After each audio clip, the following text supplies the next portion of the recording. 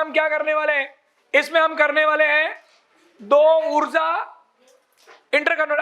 आप जानते हो ऊर्जा न तो उत्पन्न होती न बल्कि एक रूप से। इसी पूरे चैप्टर में हम यही काम करते दिखेंगे, एक ऊर्जा को दूसरे में और दूसरी को पहली, तीसरी बनी पहली में, आपस में इंटरकन्वर्जन सीखेंगे। यहाँ इस अध्याय में हम ऐसी डिवाइस के बारे में पढ़ेंगे जो केमिकल एनर्जी को इलेक्ट्रिकल एनर्जी में और इलेक्ट्रिकल एनर्जी को पाछी केमिकल एनर्जी में इंटरकन्वर्ट करता है, इंटरकन्वर्ट करता है।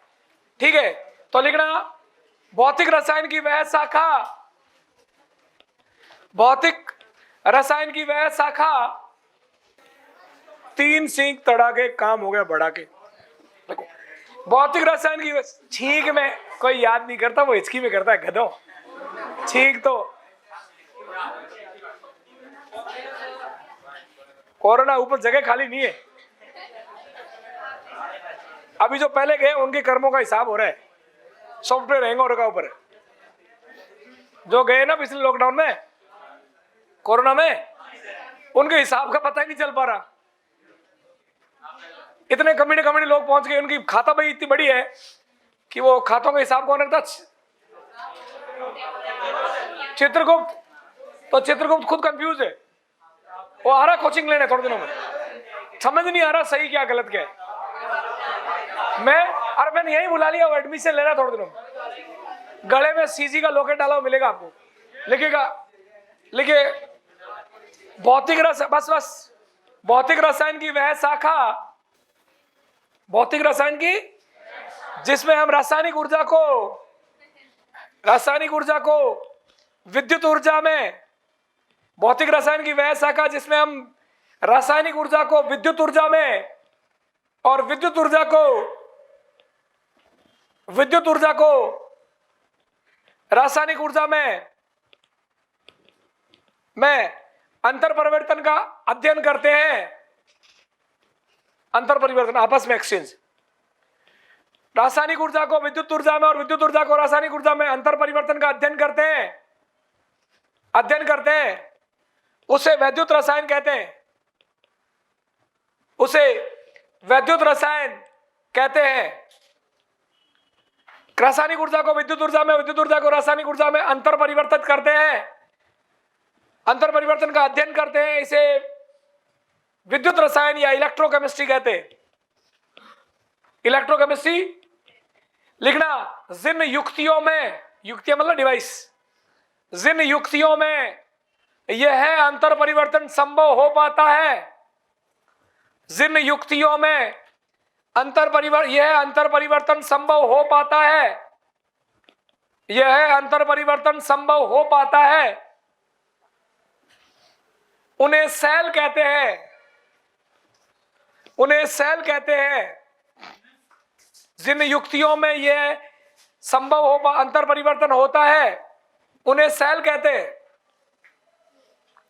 उन्हें सेल कहते हैं। सेल वो आपके कोशिका वाला सेल नहीं है, बैटरी, हाँ लेक्लांसी सेल वाला सेल है, सीसा संचायक सेल।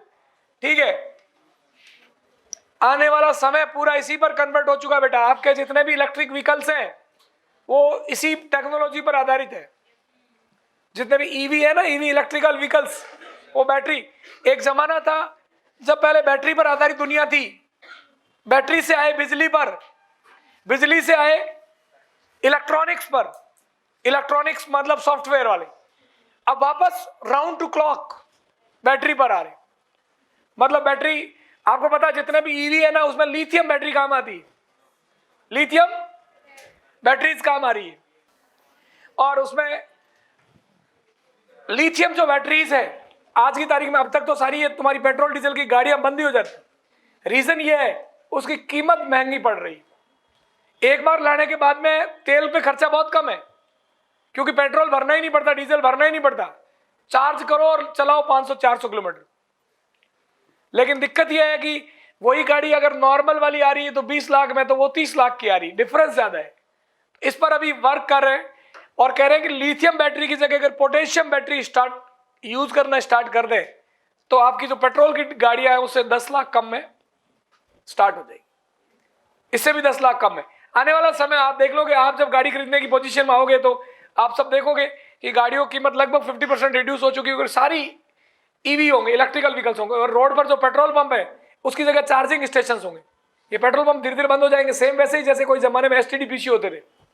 हम जब पढ़ते थे तो बाहर लाइन लगती थी, सिक्का डाल डाल के घर पे बात करते थे कोटा से। अब अभी बताना पड़ता है एसटीडी पीसीओ कुछ होता है, और थोड़े दिनों बाद में ऐसे बताओगे once upon a time there was STD. तो सेम ऐसे ही आप बताओगे कि एक समय था जब ऐसे बोले पेट्रोल पंप होते थे, वहां हम तेल भरवाते थे। जरूरत नहीं है, चार्ज करवाओगे, चार्जिंग स्टेशन होंगे, वहां गाड़ी आपने चार्ज करी, और लोग क्या करेंगे, एक्स्ट्रा जो गाड़ियों के पीछे वो तेल के गैलन होते हैं ना, उसकी जगह बैटरीज रखेंगे पीछे कि ये बैटरी फुल डिस्चार्ज हो गई, दूसरी बैटरी लगाई मोबाइल की तरह, और गाड़ी को एक्स्ट्रा बैटरीज यूज करेंगे। तो ये पूरा आने वाला टाइम इलेक्ट्रोकेमिस्ट्री का है। पहले भी था, लेकिन अब इसको ट्रांसपोर्ट में अप्लाई कर दिया है तो बहुत बड़ा रेवेन्यू होता है। आपको शायद पता नहीं होगा, देश की जीडीपी का एक बहुत बड़ा हिस्सा उन देशों को जाता है जिन देशों से भारत तेल आयात करता है।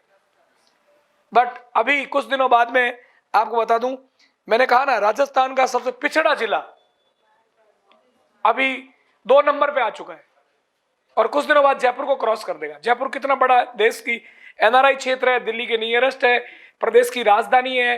राजस्थान के सारे धनवान लोग जयपुर में रहते हैं, यहाँ के सारे नेता यहीं रहते हैं, सारे आईएएस आईपीएस जो है वो सब यहीं रहते हैं। बट फिर भी सारे बिजनेसमैन लोग यहीं रहते हैं। फिर भी कुछ समय बाद जब रिफाइनरी काम कंप्लीट हो जाएगा, राजस्थान को रेवेन्यू प्रोड्यूस करने में बाड़मेर नंबर 1 डिस्ट्रिक्ट हो जाएगा। रीजन, वहां से तेल स्टार्ट हो गया। इससे आप ये आइडिया लगा लो कि तेल पर कितना ज्यादा खर्चा देश को या सरकार को करना पड़ता है। और अगर मान लीजिए वो तेल का जो रेवेन्यू है वो सरकार की बजाय बाड़मेर के जो नागरिक है, अगर उनको कह दे कि भाई आपके यहां से निकला है, आप तेल के पैसे आप लो, तो हर नागरिक को रोज 1 लाख रुपए मिले, इतना रेवेन्यू प्रोड्यूस हो। मतलब अगर बच्चा पैदा भी हुआ, पैदा होते पर डे लाख रुपए हर आदमी को, एक घर में 5 व्यक्ति तो 5 लाख रुपए, इतना रेवेन्यू गवर्नमेंट को प्रोड्यूस हो रहा है। तो खैर, तो मैंने बोला कि ये जो सेल है, सेल का काम क्या होता है? सेल का जो काम है, यह इसका दूसरा नाम है इलेक्ट्रोकेमिकल सेल।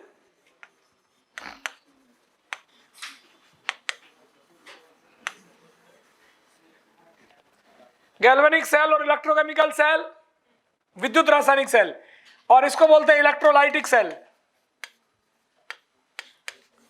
इलेक्ट्रोलाइटिक सेल बोले तो विद्युत अपघट्य सेल, विद्युत अपघट्य सेल, यह है वीरा से विद्युत रासायनिक सेल। मैंने बोला कि ये दोनों एनर्जी आपस में इंटरकन्वर्टेबल है, तो सेल भी 2 प्रकार के हो गए। इस पूरे चैप्टर में इन दोनों प्रकार के सेल के बारे में अध्ययन करेंगे। होता क्या बच्चों, इस सेल में होता क्या है, एक रासायनिक अभिक्रिया होती है जो अपने आप होती है और से धारा पैदा होती है। तो रासायनिक अभिक्रिया अपने आप हो रही है, यानी अपने पास रासायनिक ऊर्जा है, और धारा मतलब विद्युत ऊर्जा, यानी हमने रासायनिक अभिक्रिया से धारा पैदा कर ली, तो ये सेल होता है हमारे पास। इस ऐसे सेल में क्या होता है, एक स्वतः रासायनिक अभिक्रिया होती है और से विद्युत धारा उत्पन्न होती है, यानी रासायनिक ऊर्जा से विद्युत ऊर्जा पैदा होगी। इसमें क्या होता है, एक रासायनिक अभिक्रिया होती है जो नाटक कर रही है, हो नहीं रही है, अस्वतः अपने आप नहीं हो रही, तो उसका हम झटका मारते हैं और हो जाती है। किसका? करंट का। उसको हम विद्युत ऊर्जा, यानी उस एक रासायनिक अभिक्रिया है, एक रासायनिक परिवर्तन है जो अपने आप हो नहीं रहा है, उसमें हमने बाहर से धारा भेजी और उसे जोर जबरदस्ती कराई, तो वो हो जाती है धारा से रासायनिक अभिक्रिया को संपन्न कराना। कौन सा सेल हो गया? Electrolytic cell. यहां रासायनिक अभिक्रिया से धारा पैदा होती है और यहां धारा से रासायनिक अभिक्रिया होती है। समझ गए? यहां एक स्वतः अभिक्रिया से अपने आप अभिक्रिया हो रही है और अभिक्रिया का एंड प्रोडक्ट धारा होती है, और यहां अभिक्रिया अपने आप हो नहीं रही है, इसलिए इसको कराने के लिए हम बाहर से धारा देते हैं। बाहर से क्या देते हैं? धारा देते हैं, विद्युत धारा प्रवाहित करते हैं। देखो, अस्वतः अभिक्रिया का मतलब क्या समझते हो आप? ऐसी अभिक्रिया, सुनना, अस्वतः अभिक्रिया से आप क्या समझते हैं? ऐसी अभिक्रिया जो अपने आप नहीं हो रही, ऐसी अभिक्रिया जो अपने आप नहीं हो रही, ऐसी अभिक्रिया जो हो ही नहीं रही, या ऐसी अभिक्रिया जो अपने आप नहीं हो रही लेकिन किसी और कारक से, बाह्य कारक को यूज करके आप करवा सकते हो। तो अस्वतः अभिक्रिया का मतलब एक ऐसी अभिक्रिया जो अपने आप नहीं हो रही, लेकिन अगर बाहर से कुछ आप टेम्परेचर दे दो, प्रेशर दे दो, उत्प्रेरक मिला दो, या करंट डाल दो, कुछ न कुछ कर दो, या प्रकाश डाल दो, तो वो संपन्न हो जाती है। ऐसी अभिक्रिया को अस्वतः अभिक्रिया कहते हैं। अस्वतः मतलब स्वतः नहीं हो रही, अपने आप नहीं हो रही, आप ही नहीं हो रही, बाहर से जोर लगाना पड़ता है। अगर किसी अस्वतः अभिक्रिया को संपन्न कराने के लिए मैं बाहर से धारा भेज रहा हूं तो ये सेल हो गया। समझ गए ना बात? इसलिए इस सेल का डेल्टा जी हमेशा पॉजिटिव होता है। क्यों? अभिक्रिया अस्वतः। स्वतः प्रक्रम के लिए डेल्टा जी नेगेटिव होता है और अस्वतः प्रक्रम के लिए डेल्टा जी पॉजिटिव होता है। ठीक है, तो इन सेल के लिए डेल्टा जी हमेशा नेगेटिव होता है और उनके लिए डेल्टा जी हमेशा, बात करेंगे आगे। तो इस चैप्टर में अपन, ये लिख लिया, इस चैप्टर में अपन 3 पार्ट में इस चैप्टर को पढ़ेंगे। एक तो पहले ये धारा वारा, धारा आवेश, हालांकि फिजिक्स में पढ़ लिया अभी आपने, धारा और क्या बोलते हैं प्रतिरोध, ये सब क्या होते हैं और ये किस किस पर डिपेंड करते हैं। एक तो हम ये पढ़ेंगे, फिर हम पढ़ेंगे इन दोनों सेल के बारे में। ठीक है, तो पहले हम जनरल स्टडी करेंगे। धारा मतलब धारा क्या होती है, चालकता क्या होती है, प्रतिरोध क्या होता है, चालकता कितने प्रकार की होती है, चालक कौन कौन होता है, कौन कौन प्रकार की चालकता होती है, इत्यादि इत्यादि। क्लियर? तो पहले हम जनरल स्टडी करेंगे। सबसे पहले हम क्या करेंगे, एक क्लासिफिकेशन लेते हैं। इस दुनिया में जितने भी पदार्थ है वो अपने अंदर धारा को बहने दे रहा है या नहीं दे रहा है, इस आधार पर 2 प्रकार के होते हैं। एक होता है चालक, एक होता है चालक और एक होता है कंडक्टर, कुचालक। चालक ड्राइवर, कंडक्टर। देखो यहां हिंदी इंग्लिश में उल्टा है। चालक को तो ड्राइवर कहते हैं लेकिन यहां कंडक्टर कहते हैं।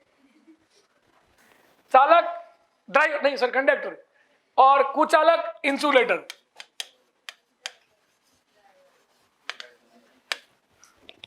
इंसुलेटर। तो पदार्थ अपने अंदर से धारा को आगे जाने देता है या नहीं देता, इस आधार पर 2 प्रकार के होगा, चालक और ये जो चालक है इसमें चालन कैसे हो रहा है, इस आधार पर चालक 3 प्रकार के होते हैं। आप एक पेज को 3 पार्ट में बांट देंगे ऐसे। 3 प्रकार के चालक होते हैं। एक हो गए धात्विक चालक, जिनको अभी आप फिजिक्स में पढ़े हो। एक होता है अर्धचालक, सेमीकंडक्टर, जिसको मॉडर्न फिजिक्स में लास्ट में पढ़ोगे, अर्धचालक। और एक होते हैं हमारे वाले विद्युत अपघट्य चालक, इलेक्ट्रोलाइट।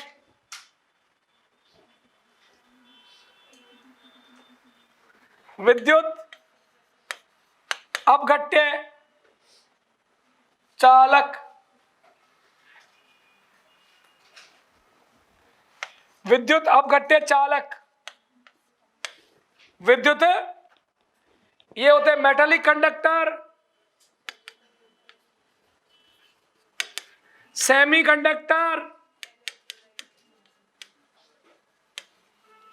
और ये होते हैं इलेक्ट्रोलाइटिक कंडक्टर। इलेक्ट्रोलाइटिक कंडक्टर 3 तरह के कंडक्टर होते हैं और 3 तरह के ड्राइवर होते हैं, चालक। हिंदी में चालक होते हैं, इंग्लिश में कंडक्टर होते हैं। ठीक है, 3 प्रकार के होते हैं। इन तीनों में हम अंतर पढ़ेंगे। एक प्यारा सा बेटा थ्योरेटिकल क्वेश्चन बनता है यहां पर तीनों को कंपेयर करते हुए।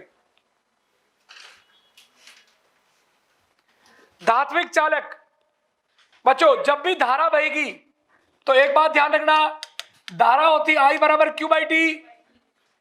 जब भी धारा बहेगी, धारा बहने का मतलब है आवेश, आवेश को हम बोलते हैं धारावाहक। क्या बोलते हैं? जब भी धारावाहक एक बंद पथ में बहता है, किसमें बहता है? जब भी धारावाहक एक बंद पथ में बहता है तो धारा बहती है, यही बोलते हो सर्किट में आप, यस सर कि नो सर। तो धारावाहक कौन है? तीनों में अलग अलग होता है। तीनों में कैसे कैसे चालन होता है, कैसे कैसे धारा बहती है, थोड़ा सा ब्रीफिंग अपन करेंगे। ठीक है साहब, सबसे पहले बात करते हैं अर्धचालकों की। तो यहां क्या होता है, यहां एक धातु का तार होता है, धातु का तार होता है, इसका अपना एक आर होता है, प्रतिरोध है, क्योंकि किसी ने कहा ऐसा कोई तार नहीं जिसका कोई आर नहीं, हर तार का प्रतिरोध होता है, कम या ज्यादा, यस कि नो? सच कहूं तो बिना आर के तार का विचार नहीं, प्रतिरोध तो होगा ही। तो यहां पर अपने को यह भी जानना है कि जब आवेश बह रहा है तो प्रतिरोध की असली वजह क्या है, समझिएगा। धातुएं क्या होती बच्चों, धातुओं के अंदर एक चीज मुफ्त में मिलती है, उसे बोलते हैं मुफ्त इलेक्ट्रॉन। क्या बोलते हैं? Free electron. फ्री इलेक्ट्रॉन से मतलब क्या है, धातुओं का बच्चा आईपी इतना कम होता है कि वैलेंस सेल के कुछ इलेक्ट्रॉन बिना कोई एनर्जी दिए ही फ्री हो जाते, बाहर से कोई एनर्जी नहीं लेनी पड़ती। तो हर धातु के अंदर भगवान के दिए हुए गॉड गिफ्टेड इलेक्ट्रॉन पाए जाते, और ये इलेक्ट्रॉन ही धारावाहक है बच्चों। अगर बिना कुछ किए ही अपने को इलेक्ट्रॉन मिल गए हैं, धारावाहक मिल गए, तो धारा बह जाएगी, और ऐसे बिना कुछ किए ही धारा बह जाएगी, तब तो तार तो धातु का ये रहा, मेरे झटका लग जाना चाहिए। धारावाहक है मुफ्त में, लेकिन धारा मुफ्त में नहीं है। मेरे पास धारावाहक तो मौजूद है, फ्री इलेक्ट्रॉन, लेकिन फिर भी धारा, क्योंकि धारा तब बहती है जब धारावाहक एक निश्चित दिशा में प्रवाह करते। और यहां क्या देखना, इनके साथ क्या है, मैंने इनको एक तार से जोड़ दिया, बोलो धारा बहेगी क्या? नहीं बहेगी। क्यों? क्योंकि देखो हुआ क्या सिन्हा, मैंने यहां से कोई न कोई वायुमंडलीय ताप होगा, अरे कमरे का कोई न कोई ताप होगा, ताप के कारण इनको गतिज ऊर्जा, इनको ऊर्जा मिलेगी, तापीय ऊर्जा। ये इस तापीय ऊर्जा को अपनी गतिज ऊर्जा में कन्वर्ट कर लेंगे, ये इस तापीय ऊर्जा को, और ये गति करना स्टार्ट कर देंगे। और जैसे ही गति करना स्टार्ट करेंगे, मैं तो रास्ते से जा रहा था, एक मोड़ आया, टकरा के इधर मुड़ गया, कौन सी मोशन करेंगे? अय्या वैया मोशन, बताता ना आपको, कौन सी मोशन स्टार्ट कर देंगे? अय्या वैया मोशन, जिगजैग मोशन। बच्चों जिगजैग मोशन कर रहा है तो धारा कहां से आएगी? धारा तो तब आती है जब आवेश एक पर्टिकुलर दिशा में बहे। ये तो यूं कर रहे हैं, वो उस कोलोइडल पार्टिकल की तरह, समझ गए ना? ऐसा लग रहा है जैसे ड्राइवर गियर लगा रहा हो, नहीं, रोडवेज वाली बस कैसे लगाते हैं, एक नंबर गियर है, लगाया कभी आपने? ट्रैक्टर किसने चला रखा है? ट्रैक्टर का गियर लगाते उस प्रक्रिया को अगर किसने चला रखा है? तो छोरी क्यों?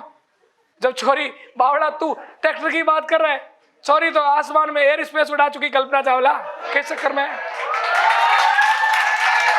बात कर रहे हैं?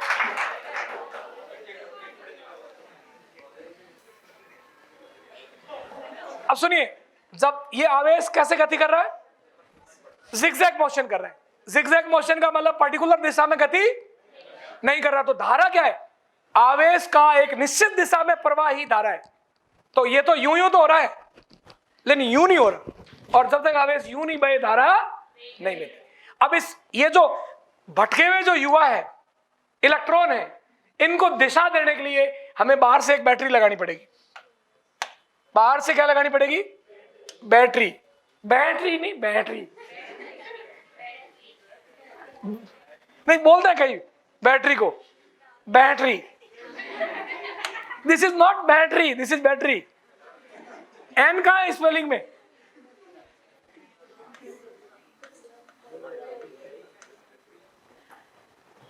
ये पॉजिटिव टर्मिनल होता है बच्चों, और ये, और जैसे ही आपने पॉजिटिव नेगेटिव लगाया, अरे नेगेटिव प्लस लंबा वाला डंडा मिलके पॉजिटिव हो गया, ठीक है।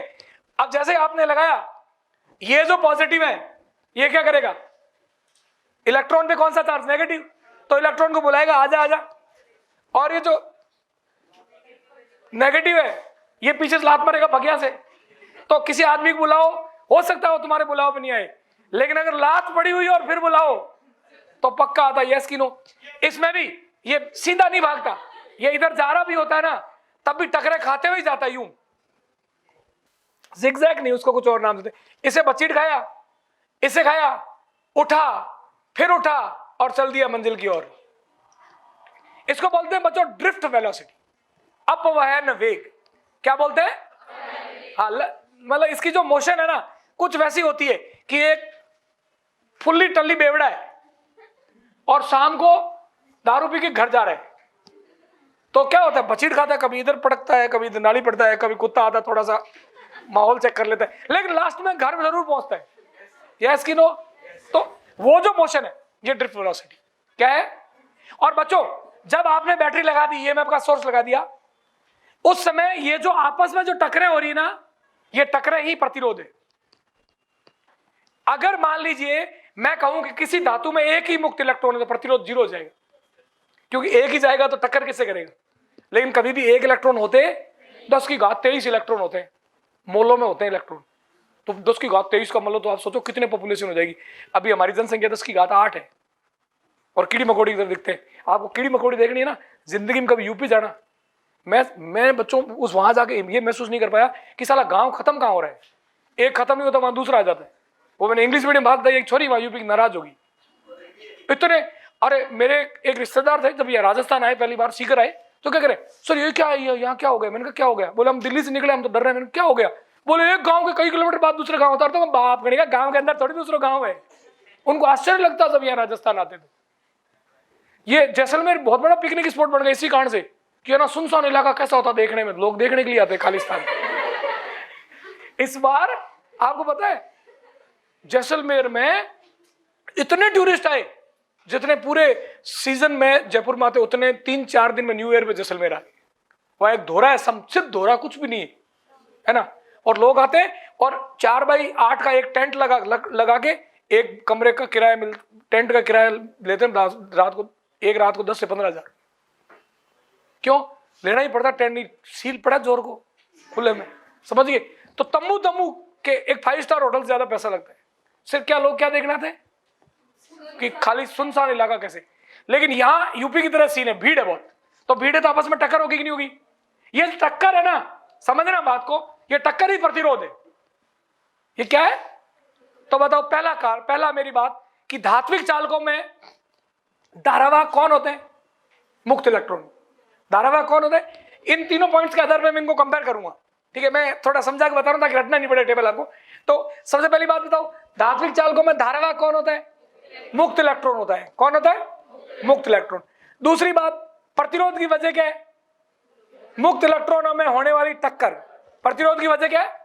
मुक्त इलेक्ट्रॉन में होने वाली टक्कर। दूसरी बात, तीसरी बात, इनके प्रतिरोध पे ताप का क्या प्रभाव पड़ेगा? आप सोचिए बच्चों, अगर मैं ताप बढ़ा दूं, ताप बढ़ाऊंगा तो इनकी गतिज ऊर्जा, और गतिज ऊर्जा बढ़ जाएगी तो इलेक्ट्रॉन ज्यादा बचीट करेंगे। अरे इलेक्ट्रॉन के पास ऊर्जा ज्यादा आ जाएगी तो मच बचीट ज्यादा करेंगे, और बचीट ज्यादा करेंगे, बचीट ही तो प्रतिरोध है। तो इसलिए इनके लिए कहते हैं ताप बढ़ाने पे प्रतिरोध बढ़ जाता है, ताप बढ़ाने पे प्रतिरोध बढ़ जाता है। तो 3 पॉइंट यहां से निकाले अपन। क्या निकाला? धात्विक चालकों में धारावाहक कौन है? मुक्त इलेक्ट्रॉन है। दूसरी बात क्या निकाली? प्रतिरोध की वजह क्या है? मुक्त इलेक्ट्रॉनों में होने वाली टक्कर, और ताप बढ़ाने पर यह टक्कर बढ़ जाती है, इसलिए प्रतिरोध बढ़े। तो लिखो क्या लिखेंगे? 4 पॉइंट बना लो। तो पहले पॉइंट में पहला पॉइंट लिखना यूं, पहला पॉइंट लिख दो, लिखना धारावाहक, धारावाहक, धारावाहक, धारावाहक। यहां क्या लिखोगे? मुक्त इलेक्ट्रॉन। धारावाहक में लिखना मुक्त इलेक्ट्रॉन। ये फोटो भी बना लेना नीचे, मुक्त इलेक्ट्रॉन बना लियो तो बहुत बढ़िया। दूसरा, प्रतिरोध की वजह, अगला नीचे, इसके नीचे दूसरा पॉइंट लिखना, प्रतिरोध की वजह, द कॉज ऑफ रेजिस्टेंस। प्रतिरोध की वजह तुम हो। ये तो बोल रहा हूं तुम कि मेरा इशारा किधर है? प्रतिरोध की वजह तुम हो। क्या? मुक्त इलेक्ट्रॉनों में होने वाली टक्कर। लिखना मुक्त इलेक्ट्रॉनों में होने वाली टक्कर, होने वाली टक्कर। अगला तीसरा पॉइंट लिखना, प्रतिरोध पर ताप का प्रभाव, प्रतिरोध पर ताप का प्रभाव। ताप का लिख रहा, ताप बढ़ाने पर मुक्त इलेक्ट्रॉन की गतिज ऊर्जा बढ़ जाती है। लिख रहा, ताप बढ़ाने पर मुक्त इलेक्ट्रॉन की गतिज ऊर्जा बढ़ जाती है, जिससे टकरें बढ़ जाती है, जिससे प्रतिरोध बढ़ जाता है। ताप बढ़ाने पर मुक्त इलेक्ट्रॉन की गतिज ऊर्जा बढ़ जाती है, जिससे टकरें बढ़ जाती है, और टकराई तो प्रतिरोध है, अतः प्रतिरोध बढ़ जाता है। ताप बढ़ाने पर गतिज ऊर्जा बढ़ जाती है, गतिज ऊर्जा बढ़ने से टकरें बढ़ जाती है, टकरें बढ़ने से प्रतिरोध बढ़ जाता है, कुल मिलाकर प्रतिरोध बढ़ जाता है। खत्म बात। अब इधर आ जाओ, करंट इलेक्ट्रिसिटी खत्म, आ जाओ सेमीकंडक्टर। यहां क्या होता बच्चों, सेमीकंडक्टर ना कार्बन फैमिली जो है ना, कहे शिव जी सुनो पार्वती, उस फैमिली के मेंबर बनाते हैं, लेकिन कार्बन खुद नहीं बनाता, क्योंकि कार्बन बहुत मजबूत बॉन्ड होता है। लेकिन कार्बन के नीचे वाले सारे बनाते हैं। जैसे मान लीजिए सिलिकॉन है या जर्मेनियम है, तो देखो ये एक सिलिकॉन है, सिलिकॉन की वैलेंसी कार्बन फैमिली की वैलेंसी कितनी है 4, तो ये अपने पड़ोस में 4 सिलिकॉन से 4 सहसंयोजी बॉन्ड बनाएगा, क्योंकि वैलेंसी 4 है। तो ये एक सिलिकॉन बाकी 4 सिलिकॉन से जुड़ेगा, हर सिलिकॉन 4 सिलिकॉन से जुड़ेगा, हर सिलिकॉन की वैलेंसी 4 है ना। इसमें हम क्या कर सकते हैं, हर कोई जुड़ा है 4 से, कर रहा है अपनी सहसंयोजकता पूरी। समझ गए ना।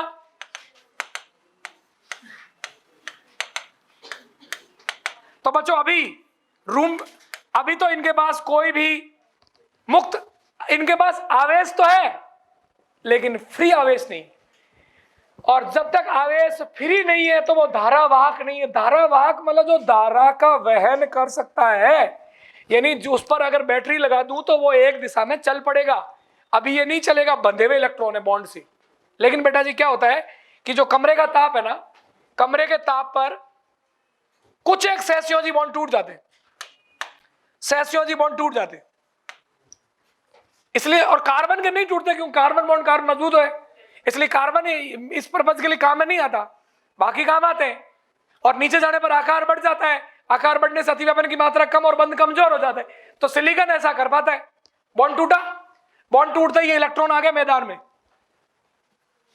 और इसकी जगह होगी इलेक्ट्रॉन की कमी। इस इलेक्ट्रॉन की कमी को बोल दिया होल। तो यहां 2 प्रकार के धारावाहक होते हैं, फ्री इलेक्ट्रॉन और होल। धारावाहक कौन है, फ्री इलेक्ट्रॉन और होल। ठीक साहब। सर धारावाहक तो वो होते हैं जो गति करते हैं, चलो ये फ्री इलेक्ट्रॉन तो गति कर लेगा, होल कैसे गति करेगा, होल बताऊं कैसे करता है। यहां होल आ गया तो विसरण के द्वारा, दुनिया में हर चीज है कि अपनी अधिक मात्रा से कम मात्रा की ओर स्वतः बहती है, यहां कमी आ गई तो क्या होगा, ये ना इलेक्ट्रॉन इधर शिफ्ट हो जाएगा, ये होल तो बढ़ जाएगा और यहां बन जाएगा नया होल। तो एक तरीके से होल यहां से यहां आ गया, फिर इसका इलेक्ट्रॉन यहां आ गया और यहां होल पैदा हो गया, फिर इसका इलेक्ट्रॉन यहां आ गया, होल यहां पे, तो होल भी तो घूम रहा है। और अगर कोई आवेश गति कर रहा है तो वो धारा दे देगा। तो बताओ यहां धारावाहक कौन है, फ्री इलेक्ट्रॉन और होल। और बेटा जी ओनली कार्बन फैमिली का अगर आपने सेमीकंडक्टर बनाया है तो जितने होल होंगे उतने तो फ्री इलेक्ट्रॉन होंगे, क्योंकि एक होल के बदले एक फ्री इलेक्ट्रॉन है। ऐसे अर्धचालकों को हम शुद्ध अर्धचालक कहते हैं। क्या बोलते हैं, नेज अर्धचालक, नेज या शुद्ध अर्धचालक।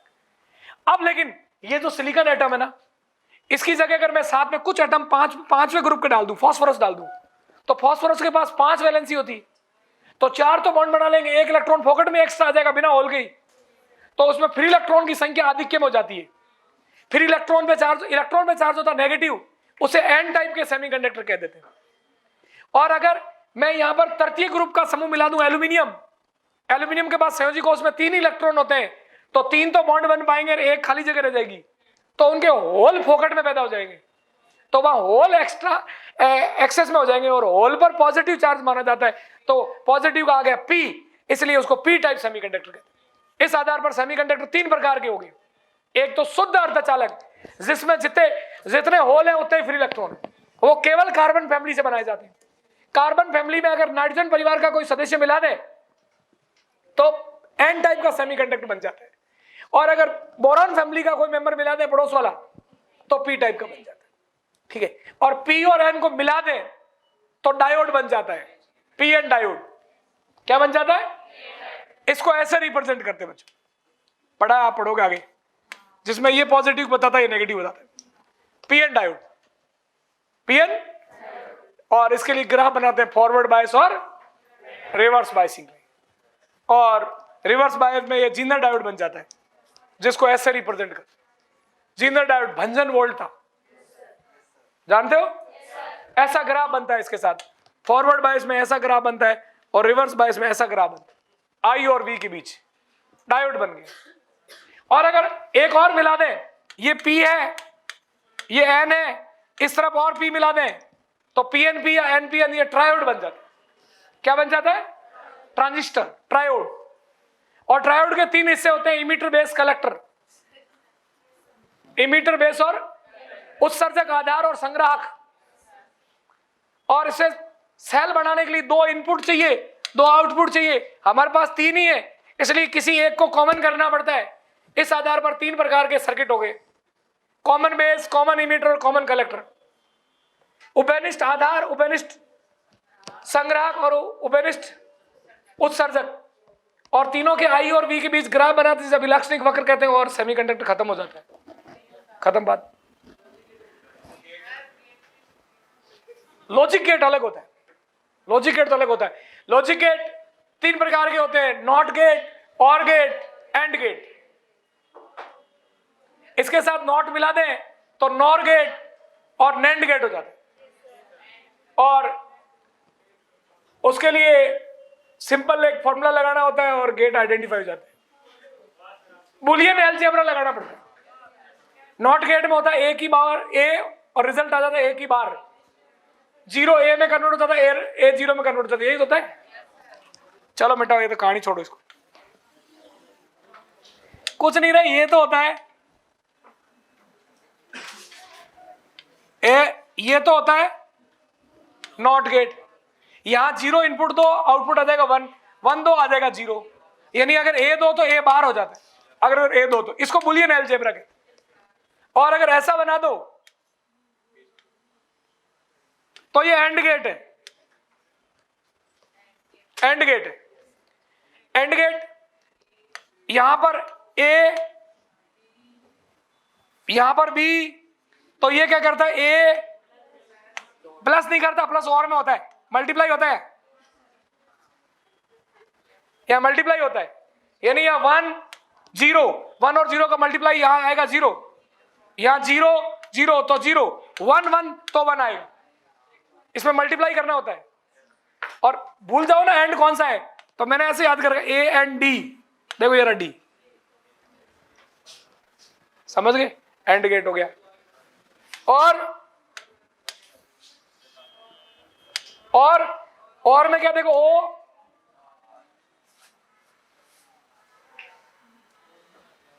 ओ आर गेट, तो देखना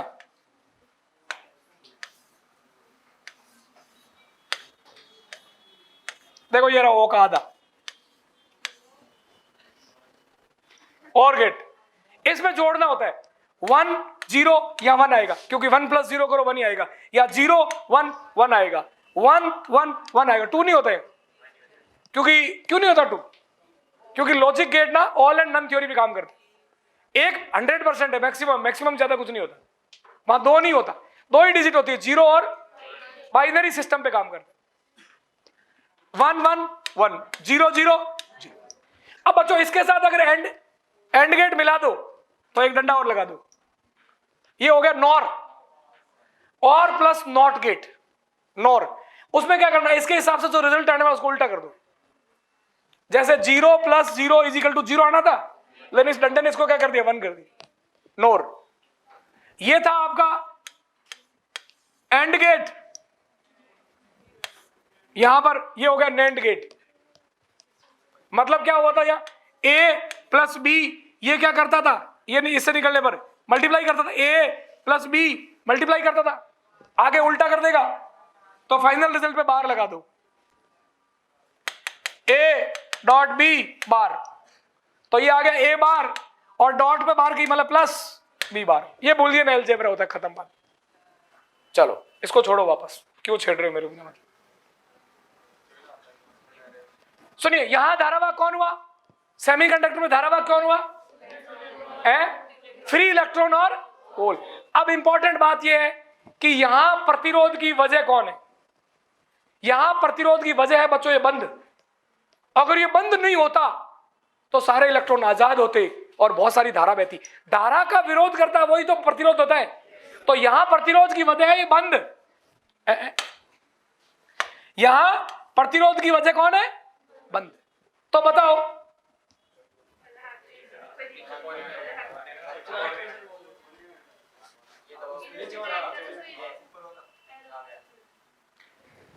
तो यहां प्रतिरोध की वजह कौन है?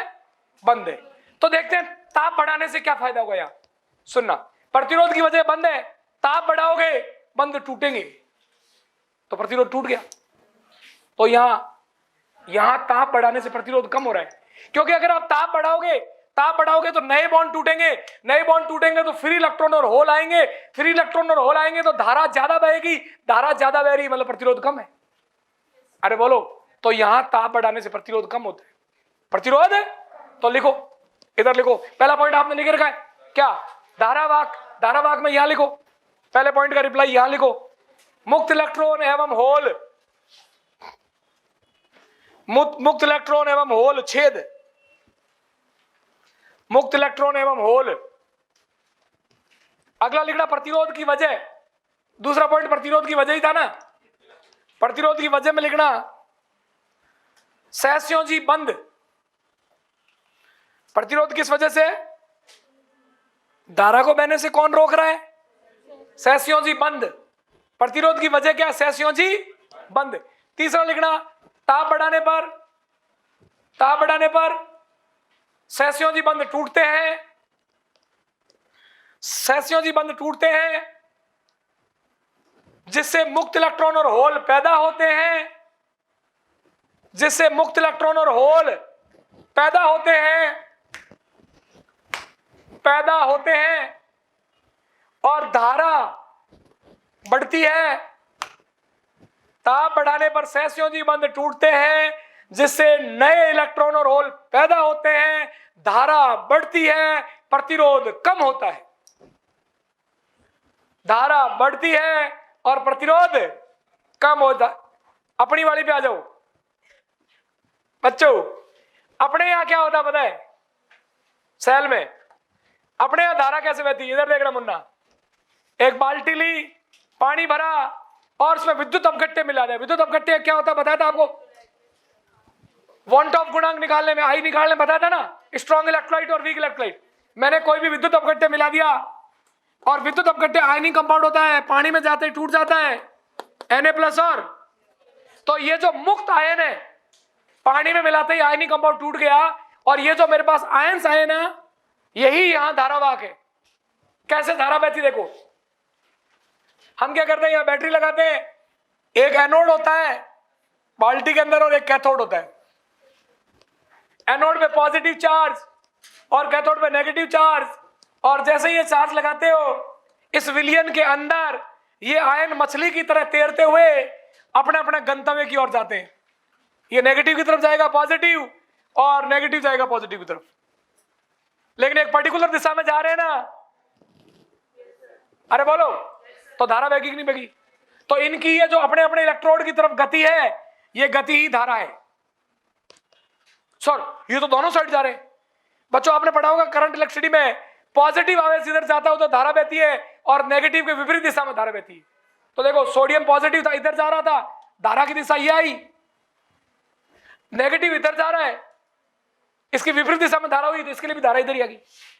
अरे बोलो, तो भले ही आयन दो विपरीत इलेक्ट्रोड की तरफ जाते हैं लेकिन धारा एक ही दिशा में बह रही है, क्योंकि पॉजिटिव आवेश जिधर बहता है उधर धारा होती है और नेगेटिव जिधर बहता है उसकी उल्टी दिशा में धारा होती है। धारा तो दोनों में एक ही साइड में आई, इस प्रकार इसमें धारा बहती।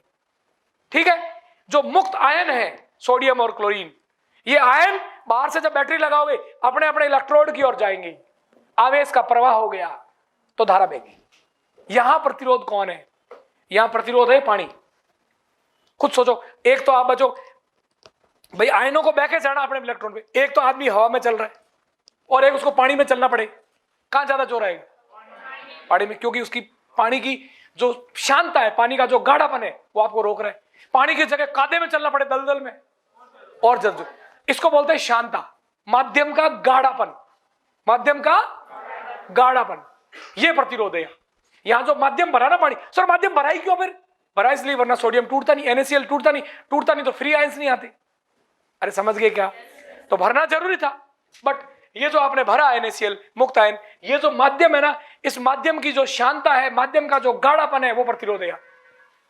ताप बढ़ाओगे तो क्या फर्क पड़ेगा? आप ताप बढ़ाओगे तो माध्यम गाढ़ा होगा कि पतला? आप खुद सोचो, कोई चीज है, शहद है, गर्म करोगे तो उसके बॉन्ड टूटेंगे, गाढ़ा होगा कि पतला होगा? ताप बढ़ाओगे तो शांता कम होगी, ईटा से लिखते हैं शांता को, शांता कम होगी तो माध्यम पतला होगा, माध्यम पतली होगा तो आयनों की गति आसान होगी, प्रतिरोध कम होगा। हाँ है ना भाई? ये माध्यम का गाढ़ापन, शांता, यही तो प्रतिरोध है। ये कम हो गया तो बोलो प्रतिरोध क्या हो जाएगा? कम हो जाएगा। इसकी तरह यहां भी ताप बढ़ाने से प्रतिरोध घट रहा है, यहां भी ताप बढ़ाने से प्रतिरोध घट रहा है, यहां ताप बढ़ाने पर प्रतिरोध बढ़ रहा है। सबसे ज्यादा कंपैरिजन का आधार प्रतिरोध ही है। इस पर सवाल आता बच्चों थ्योरेटिकल क्वेश्चन, यू पूछते निम्न में से कौन सा कथन सही है? एक कथन उसका लिख देते, एक इसका लिख देते, एक इसका लिख देते, इसलिए तीनों को मैंने कंपैरिजन बताया। ये फिजिक्स में दो अलग अलग टॉपिक हम पढ़ते हो, ये अपन यहां पढ़ेंगे। लिखिएगा तीसरे में लिखिएगा, धारावाहक कौन है? मुक्त आयन। आयन तो ठोस NaCl में भी होते हैं, लेकिन वो फ्री नहीं होते। एक सोडियम को चारों ओर से Cl और Cl को चारों ओर से सोडियम सॉलिड स्टेट में घेर के रखता है, समझ रहे हो ना? फ्री होने चाहिए आयन, तो मुक्त आयन। दूसरा लिखना प्रतिरोध की वजह। प्रतिरोध की वजह कौन है? माध्यम की शांता, माध्यम की विस्कोसिटी, माध्यम का गाढ़ापन, माध्यम की शांता। तीसरा लिखना प्रतिरोध पर ताप का प्रभाव। लिखना ताप बढ़ाने पर शांता, ताप बढ़ाने पर शांता कम होती है, ताप बढ़ाने पर शांता कम होती है, शांता कम होती है, शांतता कम होती है, कम होती है, अर्थात प्रतिरोध कम होता है, अर्थात प्रतिरोध कम होता है। तीनों पॉइंट कंपेयर हो गए, चौथा पॉइंट कंपेयर करते हैं। आ जाओ बच्चों, चौथा पॉइंट कंपेयर करने से पहले एक बात बताता हूं बच्चों, आपने पढ़ लिया, करंट पढ़ रहे हो? पढ़ लिया? पढ़ा नहीं? अच्छा सुनो, प्रतिरोध है ना, किसी भी पदार्थ का प्रतिरोध ताप पर कैसे निर्भर करता है, उसके लिए एक फॉर्मूला पढ़ते हो फिजिक्स में, RT बराबर R0 1 प्लस अल्फा T, जहां RT क्या है? T, ये T टाइम नहीं है, T टेम्परेचर है, छोटा T। मैंने आपको कहा था जब टेम्परेचर डिग्री सेंटीग्रेड में होता है तो छोटे T से लिखते हैं, और जब केल्विन में होता है तो कैपिटल T से लिखते हैं। एस की नो? तो ये T क्या है? टेम्परेचर है। T डिग्री सेंटीग्रेड टेम्परेचर पर प्रतिरोध, ये 0 डिग्री सेंटीग्रेड पे प्रतिरोध है। ये T टेम्परेचर डिग्री सेंटीग्रेड में, और अल्फा प्रतिरोध ताप गुणांक है।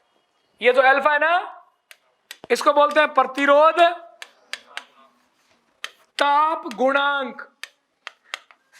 इसके दो मान पॉसिबल होते हैं, या तो पॉजिटिव या नेगेटिव। इस फॉर्मूले को खोलता हूं, देखना, RT बराबर R0 plus R0 alpha T। देखो बेटा, अगर अल्फा पॉजिटिव है, देखो इसके दो फॉर्मूले पढ़ाता हूं, अल्फा पॉजिटिव है और अल्फा नेगेटिव है।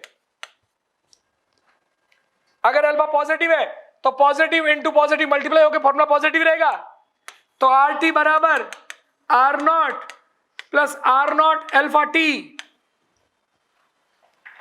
और अगर नेगेटिव है तो RT बराबर R0 minus R0 alpha T। बोलो यस की नो?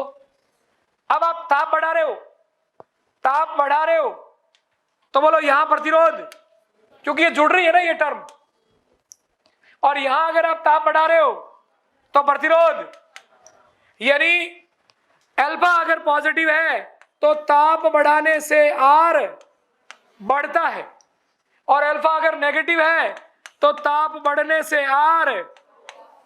तो बताओ इन तीनों कंडक्टर में से किसका अल्फा पॉजिटिव और किसका अल्फा नेगेटिव है? यह सवाल पूछा जाता है। आपसे पूछते हैं धात्विक चालक के लिए प्रतिरोध ताप गुणांक धनात्मक होता है और बाकी दोनों के लिए, क्योंकि ये रिजल्ट हम पहले निकाल चुके थ्योरेटिकली। अरे दोनों का ही मैंने तरीका अलग अलग था प्रतिरोध का, लेकिन ताप बढ़ाने पे उसका प्रतिरोध भी कम हो रहा था, उसका भी कम हो रहा था, और ताप बढ़ाने पे प्रतिरोध कम हो रहा, मतलब अल्फा नेगेटिव तभी संभव है। अरे बोलो, तो ये लिख के मुन्ना और ये लिखो अल्फा। चौथा कंपैरिजन का पहले तो कॉमन बात होगी, तीनों में लिख लो, और फिर चौथा पॉइंट लिखना अल्फा। अल्फा है प्रतिरोध ताप गुणांक, पहले में लिखना पॉजिटिव, बाकी दोनों में लिखना नेगेटिव नेगेटिव। इस पर सबसे ज्यादा सवाल आता है, अल्फा पर थ्योरेटिकल सवाल आता है। ये पूछते हैं कौन से चालक का अल्फा पॉजिटिव होता है, कौन से का अल्फा नेगेटिव होता है।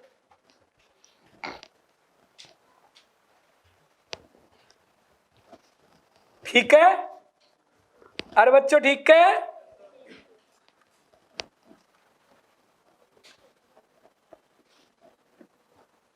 अल्फा प्रतिरोध ताप गुणांक, प्रतिरोध ताप गुणांक। तो तरीका तो क्या होता है, अल्फा से पता चलता है कि ताप बढ़ाने पे प्रतिरोध घटेगा बढ़ेगा। हमने उल्टा कर दिया, हमने ताप बढ़ाने पे प्रतिरोध घटेगा बढ़ेगा पहले पता कर लिया थ्योरेटिकली, तो अल्फा का पता चल गया। ताप बढ़ाने पे प्रतिरोध बढ़ रहा है तो अल्फा पॉजिटिव होगा, या यूं कहूं अल्फा पॉजिटिव होता है तो ताप बढ़ाने पे प्रतिरोध बढ़ता है। बात तो एक ही। चाकू खरबूजे पे गिरे, खरबूजा चाकू पे गिरे, कटना तो खरबूजे नहीं है। बकरी का बच्चा कहां से आ गया बीच में? ये जो भी आवाज आई बकरी के बच्चे की, ये कौन मिमिया रहा है?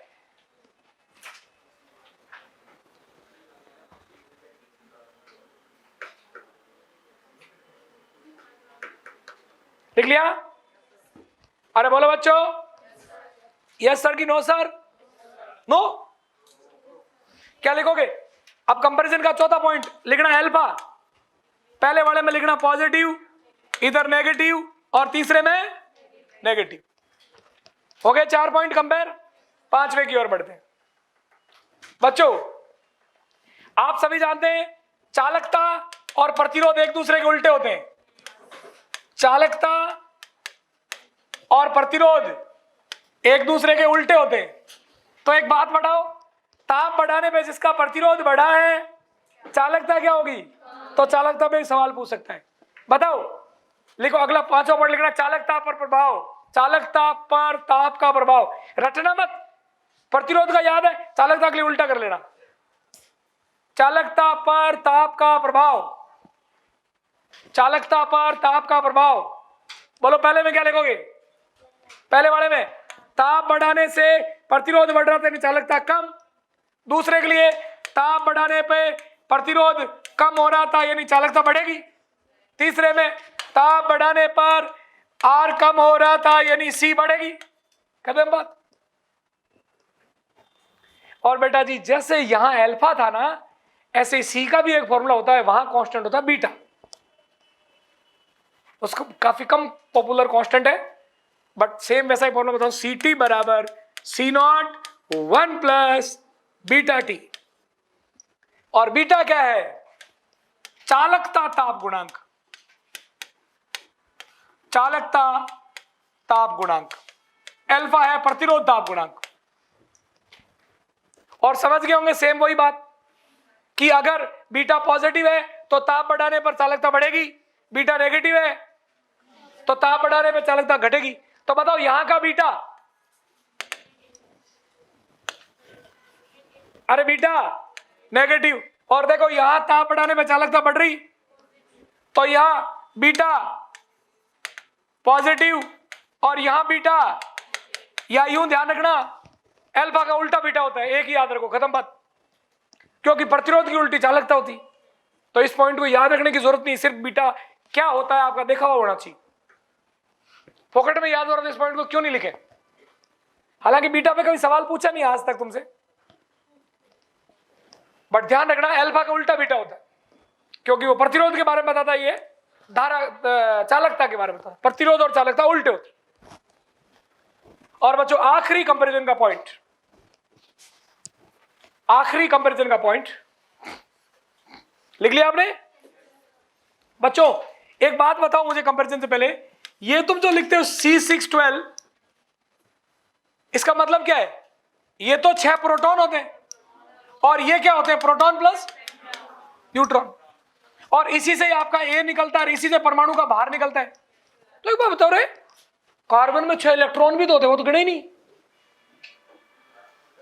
भाई। किसी परमाणु का बाहर नाप रहे, परमाणु में तो 3 आइटम होते हैं ना, प्रोटॉन इलेक्ट्रॉन न्यूट्रॉन।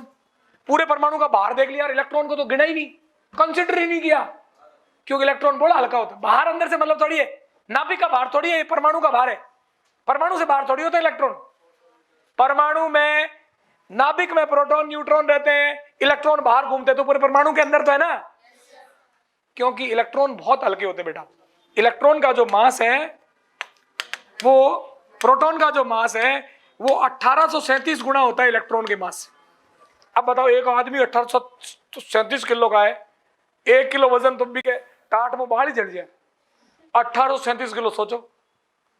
इसलिए इलेक्ट्रॉन का वेट नेग्लिजिबल है। इसलिए किसी भी पदार्थ के जब बाहर का नापन करते हैं तो उसमें अपने इलेक्ट्रॉन को कंसीडर है। इस बात पे 5वां पॉइंट देखना। 5वां ये कहता है कि जब हम धात्विक चालन की बात करते हैं, जब इसके अंदर धारा बही तो इलेक्ट्रॉन एक जगह से दूसरी जगह चले गए, तो क्या तार के बाहर में कोई फर्क पड़ा? तो क्वेश्चन ये है कि चालन के दौरान द्रव्यमान क्षति हो रही है इसमें, कौन जा रहे? उसको तो हम कंसिडर नहीं करते। अरे बोलो, उस सेमीकंडक्टर में कौन जा रहे थे? अरे सेमीकंडक्टर में भी कौन जा रहे थे? इलेक्ट्रॉन और होल दोनों भी इलेक्ट्रॉन ही तो थे। तो उसके बाहर में भी कोई, सेमीकंडक्टर में भी जब धारा बहती है तो उसके द्रव्यमान में कोई कमी। लेकिन बेटा जी, अपना वाला जब था तो उसमें आयन बहते थे, सोडियम और Cl-। इसका भार होता है 23 ग्राम, इसका होता है 35.5 ग्राम, आया ना? तो जब सोडियम इधर गया तो 23 ग्राम मसाला चला गया, Cl इधर गया तो 35.5 ग्राम चला गया। यानी जब विद्युत अपघट्य चालन होता है तो ये जो विद्युत अपघट्य पदार्थ भरा हुआ है ना, इसके द्रव्यमान में कमी आती, वहां कमी नहीं आती। तो अगला पॉइंट लिखना, द्रव्यमान में क्षति, द्रव्यमान में क्षति चालन के दौरान, चालन के दौरान वेट लॉस, चालन के दौरान द्रव्यमान में क्षति, पहले वार्ड में लिखना नहीं होती, नहीं हती, द्रव्यमान क्षति नहीं हती, और बाकी दोनों में हती हती। तीसरे में हती, बाकी दो में नहीं हती। द्रव्यमान क्षति हती कि नहीं हती? नहीं होती, नहीं होती, और लास्ट वाले में होती। समझ में आ गई बात? अरे बोलो, आखिरी बात, ओमला, ओम का नियम की पालना। कौन सा पॉइंट है?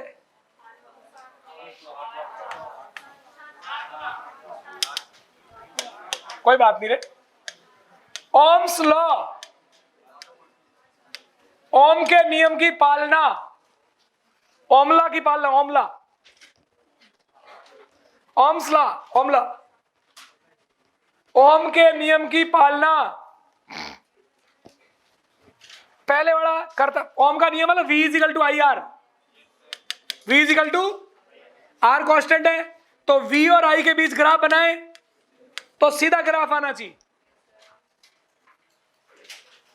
तो ओम के नियम की पालना है। धात्विक चालक करते ही है, उसी के लिए ओम का नियम दिया गया।